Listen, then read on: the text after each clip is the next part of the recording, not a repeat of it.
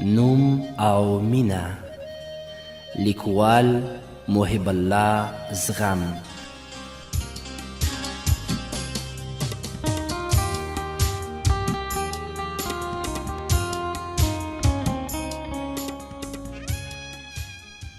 سپوږمۍ د کابل پوهنتون له دروازې تیره شوې او د ادبیاتو پوهنځي خواته روانه وه. پوره 3 کاله کېده چې پوهنتون ته نه وتللې.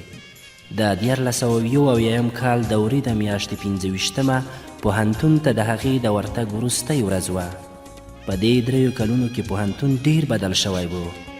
د ونو څانګې غوڅې شوې وې، هرې خواته د هندارو ټوټې پرتې وې، دیوالونه سوري سوري وو.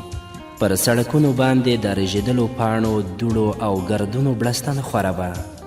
اکثره ودانۍ په کنډوالو بدلې شوې وې، خو د سړک دواړو خواو ته د روسي بید بوټي لا هماغسې ولاړ وو.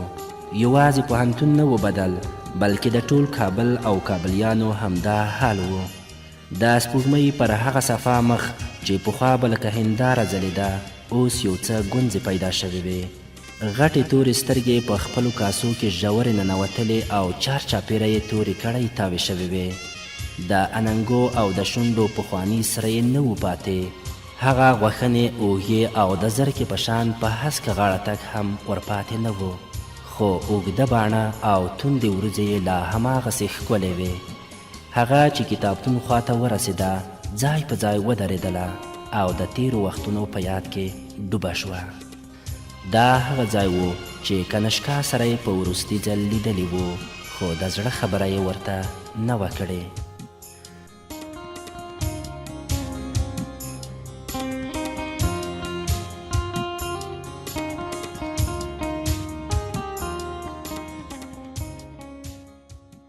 څلور کاله مخکې منی چې د 2م سیمیستر ازموینې نږدې وې، دی له وږمې سره په کتابتون کې مطالعه کوله. یو کوچنی هلک چې په یوه وړوکي ټینګي کې سکاره اچولی وو، د دوی میز ته ورغی. بلا ډېر سپیلني یې په ټینګي کې واچول او د دې شاوخوا ته یې وڅرخاوه. ټول سالون له دوړو ډک شو.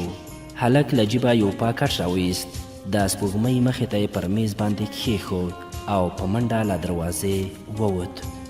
سپوږمۍ په هلک پسې وکتل.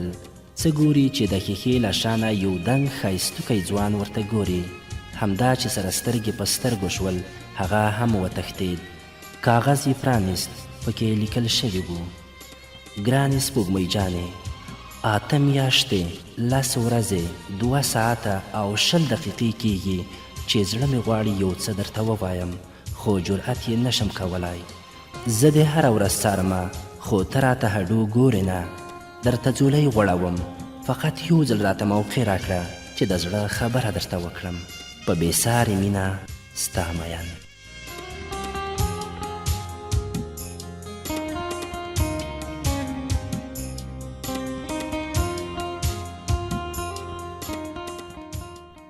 وږمې چې شای کړکۍ خواته وه او هغه ځوان یې نه و لیدلی، وپوښتل: دا کاغذ د څه شي دی؟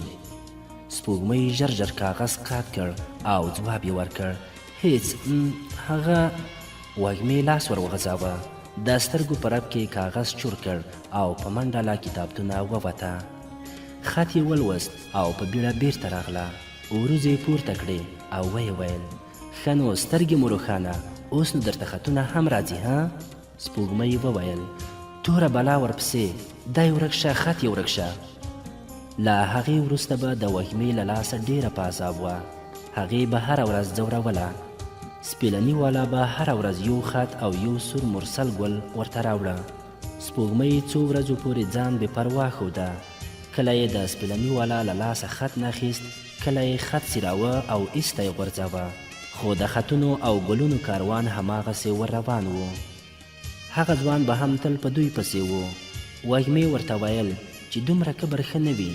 وګوره، خوارکۍ څنګه په سوالګرو سترګو درته ګوري. کاشکې ستا بخت زما وای. وګوره څومره ښکلې کواره لري، لوړه پوزه یې له غټو سترګو سره څومره خوند کوي، پلنې اوږې او غټې غټې مټې یې بیخي د رامبو په شان دي. سپوږمۍ یو ځل چې د وږمې پام نه و، د سترګو لاندې هغه ځوان ته کتل. د شپې به یې د خوب په بستر کې ځان سره ویل چې وږمه رښتیا وایي، هغه څومره ښکلی دی. بیا داسې وخت هم راغی چې هره ورځ به تر هغې ناکراره وه چې یا یې د هغه خط ترلاسه کاوه او یا یې هغه لیده. آخر کې دا خبره له وږمې سره شریکه کړه. هغې ورته مشوره ورکړه چې ته هم ورته خط ولیکه. همداسې وکړل. خط کې یې همدومره لیکلی و چې ستا نوم څه دی. هغه یې په جواب کې لیکلی و ما خو ستا نوم په خپله پیدا کړ، اوس نو ته هم زما نوم په خپله پیدا کړه. وږمې بیا مشوره ورکړه چې اول به پسې ورشو او وبه ګورو چې په کوم پوهنځي کې دی.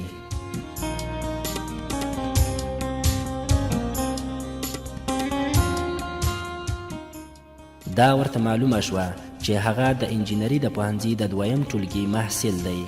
د هغوی د ازموینې د نمرو لیستونه د دهلیز په ښیښو پورې سریښ وو. دوی یې په لوستلو پیل وکړ. په لیست کې د کنشکا نوم د دواړو خوښ شو. د هغه نمرې تر ګردو ټولګیوالو لوړې وې. وږمې وویل څومره ښه د اول نمرګانو جوړه. دا د ازموینو وروستۍ ورځې وې. ژمنۍ رخصتۍ راغلې. کال ته چې بیا درسونه پیل شول بیا هم د سپوږمۍ او د هغې خیالي کنشکا ترمنځ د خطونو راکړه ورکړه شروع شوه. کنشکا هیڅکله خپل نوم په خط کې نه لیکه او سپوږمۍ هم له قصده د هغه نوم نه اخیسته او یوازې لیکل بې نومه آشنا. دوري په 25مه هلک په همدغه ځای کې چې اوس سپوږمۍ ولاړه وه له شا ورباندې غږ وکړ. سپوږمۍ جانې سلام. سپوږمۍ مخ ور واړوه. په رېږدېدلي غږ یې وویل سلام. وږمه د سپوږمۍ له څنګه همداسې غلې لرې شوه تر څو هغوی په بېغمه زړه خبرې سره وکړي. خو هغوی د بوتانو په شان ولاړ وو. کله یو بل ته او کله یې ځمکې ته کتل. هغوی به په همدې حال یو بل ته ډېر څه ویلي وي. خو دغې چوپتیا د وږمې زړه تنګ کړ. سپوږمۍ یې تر لاس ونیوله او له ځان سره یې روانه کړه.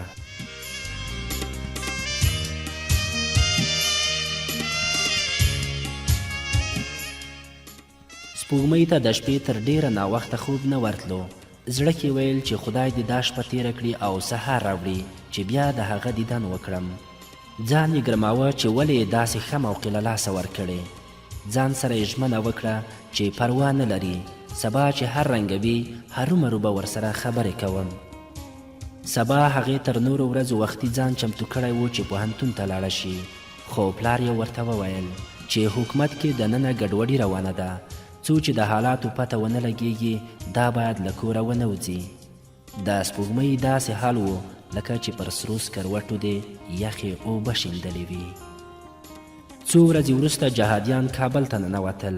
دوی خپلو کې سره ونښتل. پوهنتون هم د جنگ پر ډګر واوښت او بند شو.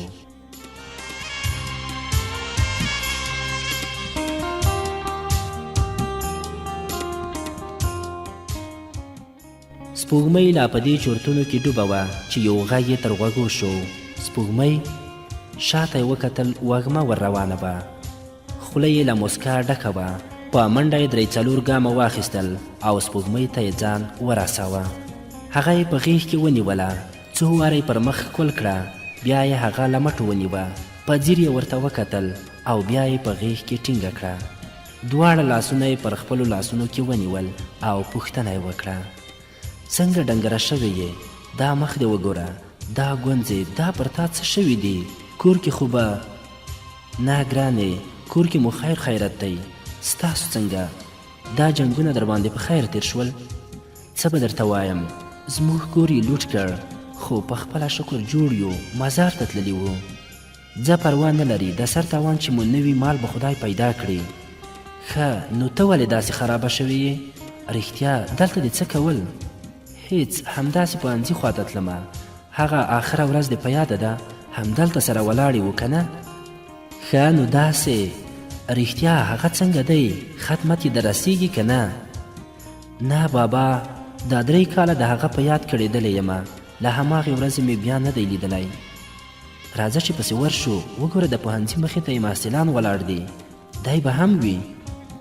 دواړه ورغلې، څو ځلې دې خوا هخوا وګرځېدې او د سترګو له کونجونو یې ټول هلکان وڅارل، خو کنشکا یې تر سترګو نه شو. وږمه پوهه شوه چې سپوږمۍ د هلک لیدو ته ډېره ناکراره ده. نو هغه یې د یوې ونې لاندې ودروله او په خپله د انجینري محصلانو خواته رهي شوه. یوه هلک نه یې وپوښتل وبښئ کنشکا پېژنئ؟ اول نمره کنشکا؟ هو هماغه دلته د یو چا په کار دی. زه به یې پیدا کړم، دا څو شېبې مخکې همدلته و. مننه، موږ به د هغې ونې لاندې ودرېږو. وږمه په خوشحالۍ ونې خواته لاړه او په سپوږمۍ باندې زیری وکړ چې اوس به خپل رامبو وویني. هغوی خپلو کې د تیرو وختونو خوږې کیسې کولې چې یو ډنګر جینګداړی عینکو والا یې مخې ته ودرېد او ویې ویل له ما سره مو کار و؟ وږمې او سپوږمۍ یو بل ته وکتل.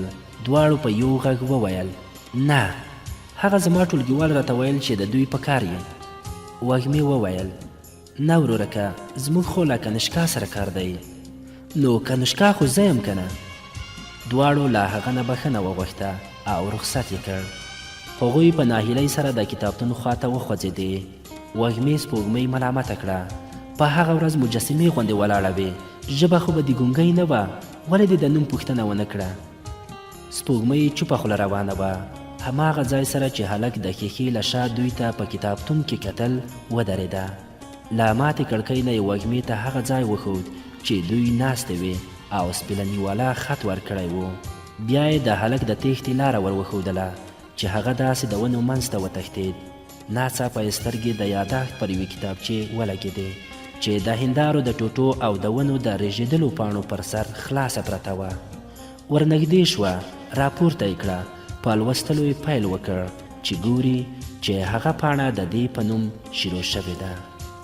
ګرانې سپوږمۍ جانې، نه پوهېږم چې دا مینه ده که لیونتوب.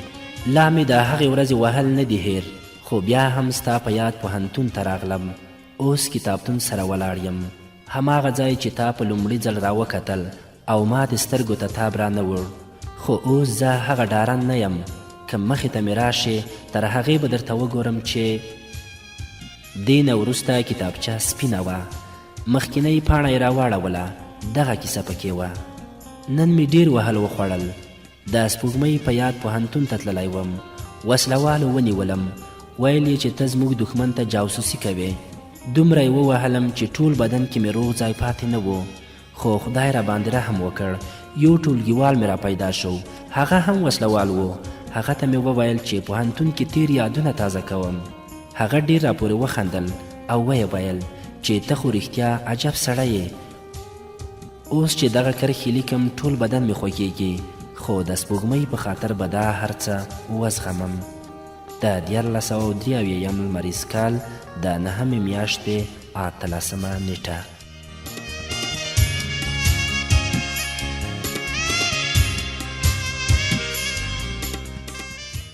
د کتابچې هره پاڼه د سپوږمۍ په یاد ډکه شوې وه. هغې یې هره ورقه په ډېر شوق ولوستله. یو ځای کې داسې لیکل شوي وو: نن مې په ژوند کې تر ټولو ښکلې ورځ وه. سپوږمۍ خدای مهربانه کړه، یوه پرزه یې راولېږله، زما د نوم پوښتنه یې کړې وه، خو ما ورته خپل نوم ونه ښود. څنګه وکړم؟ بابا را باندې داسې نوم ایښی چې سړی ورباندې شرمېږي. سپوږمۍ د کتابچې اول مخ راواړوه. هلته په ښکلي مشقي خط لیکل شوي وو: د عجب ګل حیران د خاطراتو دفتر.